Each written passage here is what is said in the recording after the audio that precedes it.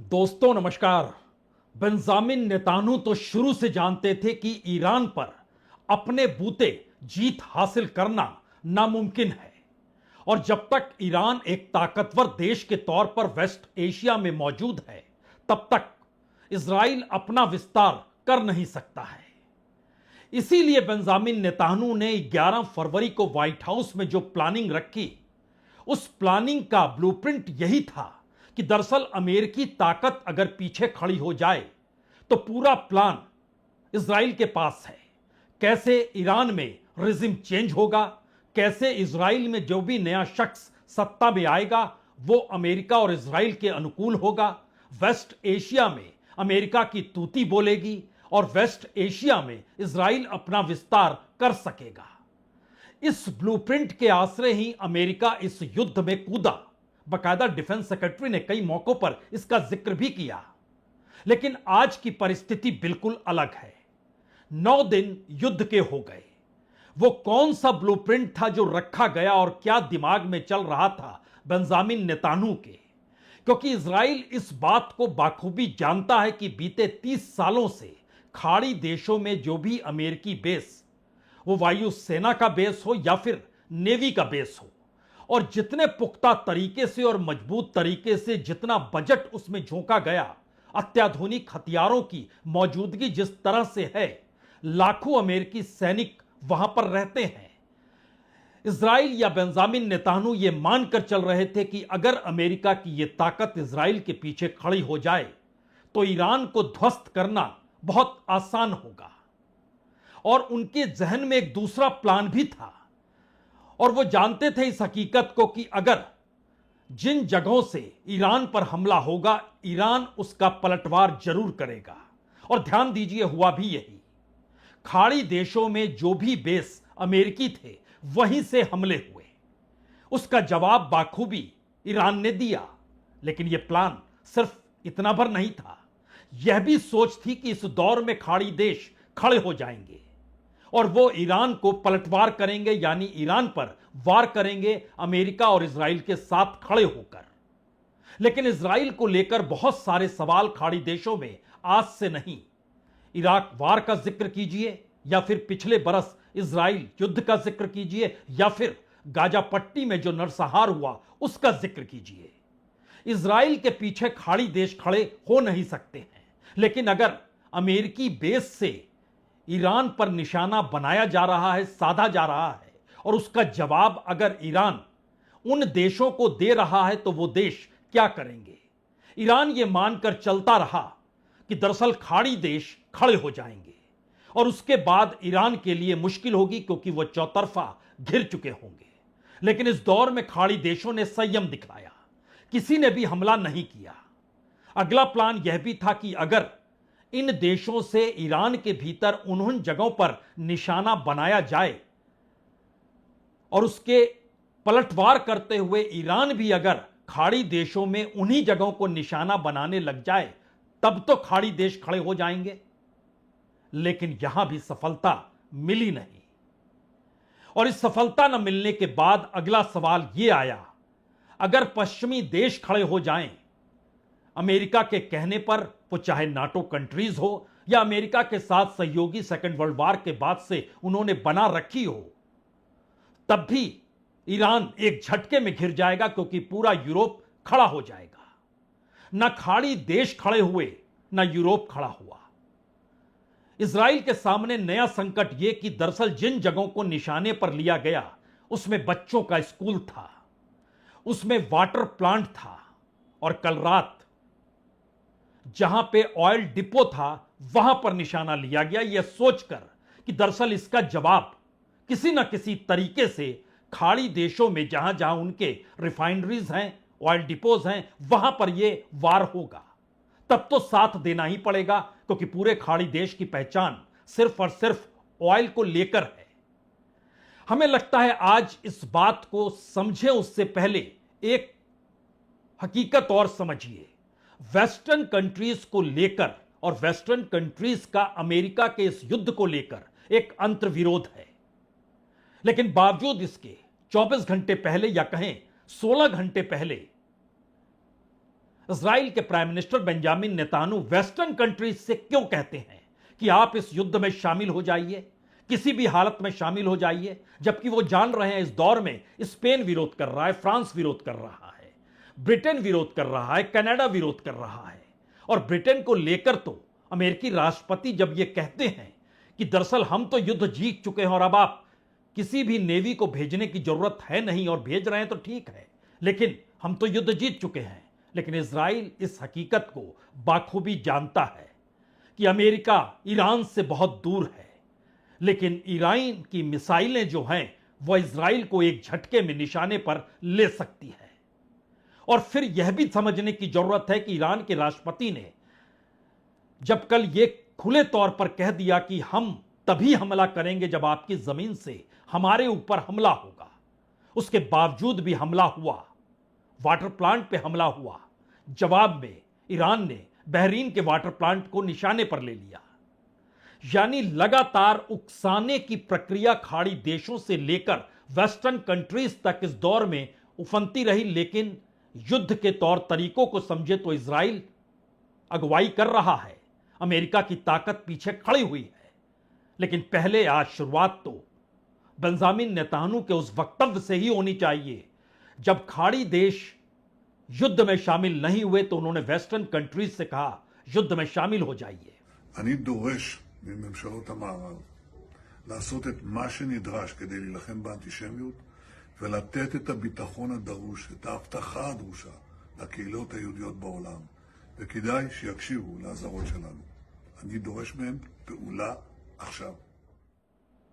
जब दुबई की चकाचौंध फीकी पड़ने लगी, जब बहरीन से कुवैत तक, सऊदी अरब से लेकर कतर तक जब धमाके होने लगे, बावजूद इसके खाड़ी देशों ने संयम दिखलाया और इस युद्ध में शामिल नहीं हुए, तब अगला सवाल इन वेस्टर्न कंट्रीज को लेकर बेंजामिन नेतान्याहू के जहन में जरूर रहा।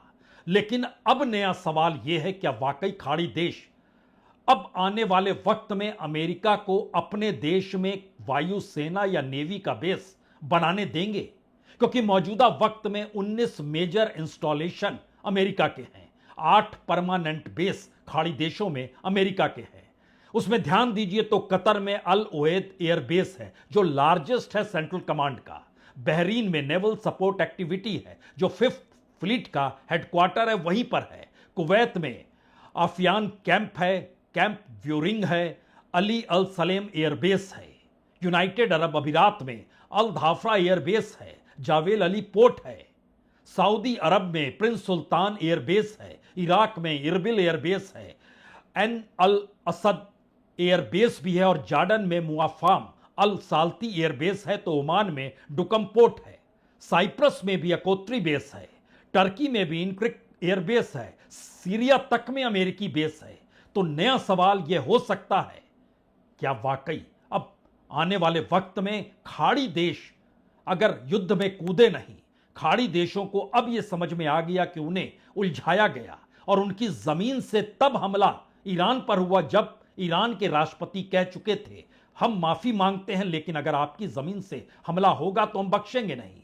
एक क्षण के लिए नक्शे पर देखिए, ईरान के इर्द गिर्द जो पड़ोसी देश हैं, जो खाड़ी देश हैं, जो पश्चिम एशिया के मिडिल ईस्ट की जिनकी पहचान है, वहां पर अमेरिकी बेस कहां कहां मौजूद हैं।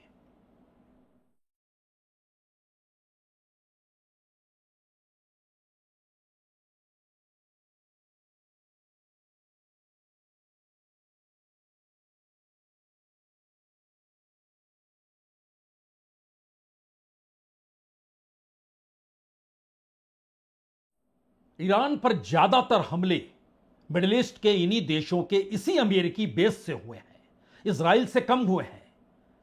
और इजराइल के भीतर ईरान ने जो हमले किए हैं उसके ठीक समानांतर उतने ही हमले मिडिल ईस्ट में किए। इजराइल युद्ध लड़ रहा है, मिडिल ईस्ट युद्ध में नहीं है।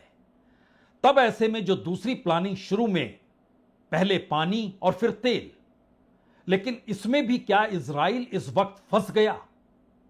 और जो अमेरिका सोच रहा था, लगातार इस बात का जिक्र कर रहा था कि इजराइल के पास एक प्लानिंग है, क्यों कह रहा था अमेरिका ऐसा? और आज भी इस बात का जिक्र उनके डिफेंस सेक्रेटरी कहने से कतराते नहीं हैं। पहले उनकी बात सुन लीजिए, तब इस बात का जिक्र होगा किस तरीके से इजराइल की पूरी प्लानिंग हर किसी को युद्ध में झोंकने की रही।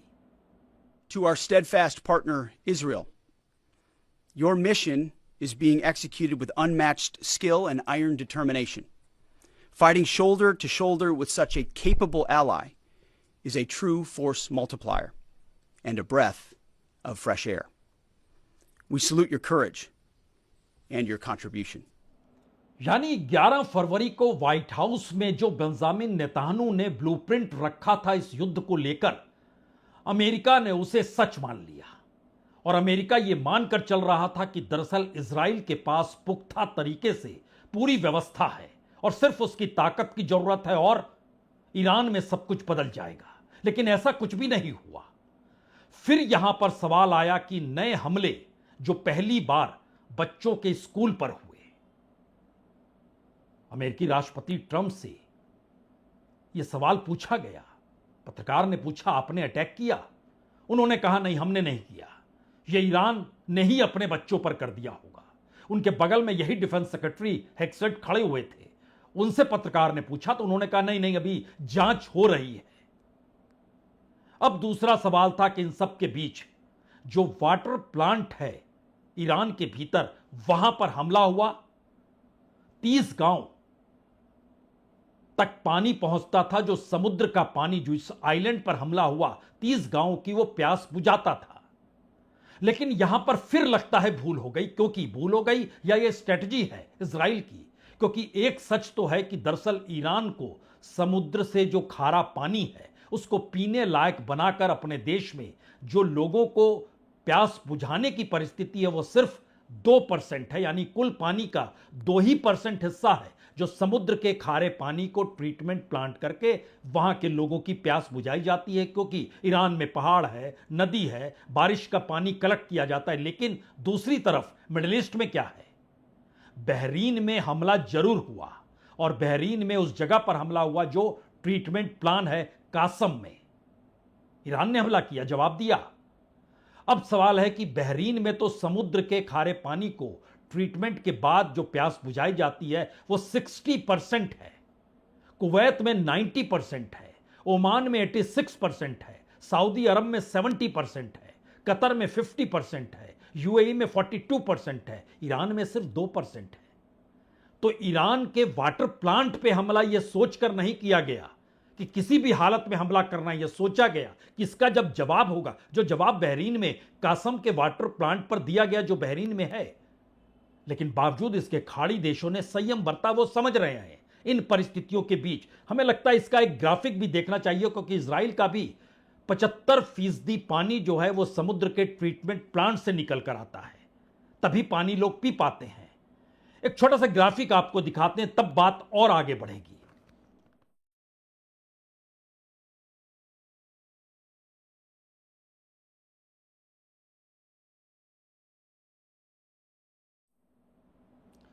तो खाड़ी देश युद्ध में शामिल हो जाएं, इजराइल के ब्लूप्रिंट में वाटर प्लांट तक आ गया, हमला करना है वहां। कल रात हमला तेल डिपो पर हुआ, एक साथ 30 तेल डिपो में आग लग गई। वहां पर जो बमबारी हुई वो नजारा बहुत भयावह है। उसकी आप तस्वीर देखें, उससे पहले एक हकीकत और जान लीजिए। वो कुवैत हो, ओमान हो, सऊदी अरब हो, बहरीन हो, कतर हो, यूनाइटेड अरब अमीरात हो, यहां की इकोनॉमी जिस तरीके से ईरान की इकोनॉमी तेल पर निर्भर है, और जो नजारा आप देखने वाले हैं, उस नजारे से पहले सोचिए कि जब किसी भी रिफाइनरी या तेल डिपो पर अगर मिडिल ईस्ट के उन देशों पर ईरान अटैक करेगा तो किस तरीके से आग धधक उठेगी। क्या उसके बाद खाड़ी देश युद्ध में शामिल हो जाएंगे? क्या इजराइल का ब्लूप्रिंट यह भी है? लेकिन एक क्षण के लिए देखिए, जो तस्वीर हम दिखा रहे हैं, यह तस्वीर दरअसल तेहरान और वहां पर तेल डिपो में जो रात में बम और मिसाइल दागे गए उसके बाद का यह नजारा है।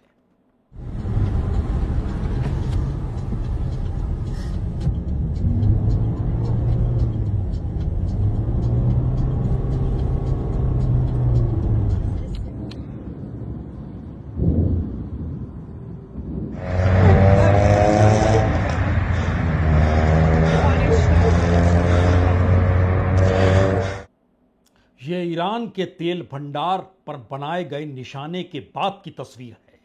तकरीबन 30 फ्यूल टैंक जो ऑयल डिपो थे उनको निशाने पर लिया गया और उसके बाद यह भयावह तस्वीर है। हो सकता है अब आपके जहन में अगला सवाल हो, क्या ईरान मिडिल ईस्ट के देशों में भी इसी तरीके से ऑयल डिपो या वहां पर जो फ्यूल टैंक होंगे उसको निशाने पर लेगा? हो सकता है ले। इस दौर में क्योंकि मिडिल ईस्ट के भीतर ड्रोन और मिसाइल से हमले जारी हैं।